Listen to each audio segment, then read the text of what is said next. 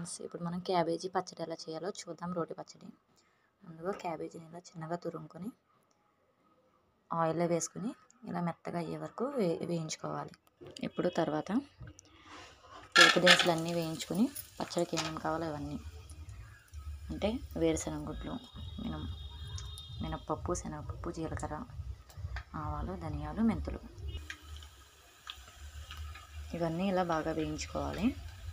అలాగే వెల్లుల్లి రెబ్బలు కూడా వేసుకోవాలి. అలాగే కొద్దిగా కరివేపాకు, ఇవన్నీ వేసుకొని బాగా వేయించుకోవాలి. పోపు దినుసులు వేగిన తర్వాత ఇలా మిక్సీ గిన్నెలోకి తీసేసుకోవాలి. తర్వాత అదే ఆయిల్లో కొద్దిగా టమాటా ముక్కలు, ఒక 4 పెద్ద టమాటాలు వేయించుకోవాలి. బాగా వేసి టమాటా ముక్కలు ఇలా వేగుతున్నట్లే కొద్దిగా చింతపండు కూడా వేసి వేయించుకోవాలి.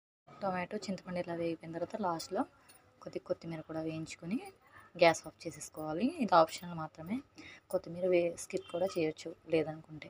అలాగే లాస్ట్లో పచ్చిమిర్చి కూడా వేసుకొని 1 నిమిషం పాటు వేయించుకొని గ్యాస్ ఆఫ్ చేసేసుకోవాలి.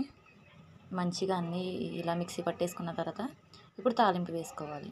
ముందుగా ఆవాలు వేయించుకున్న తర్వాత లైట్గా పసుపు వేసుకోవాలి కలర్ కోసం. ఇలా తాలింపు వేసుకున్న తర్వాత పచ్చడి దీంట్లో ట్రాన్స్ఫర్ చేసుకుంటే అంతే, మనకి ఎంతో టేస్టీ క్యాబేజీ పచ్చడి రెడీ.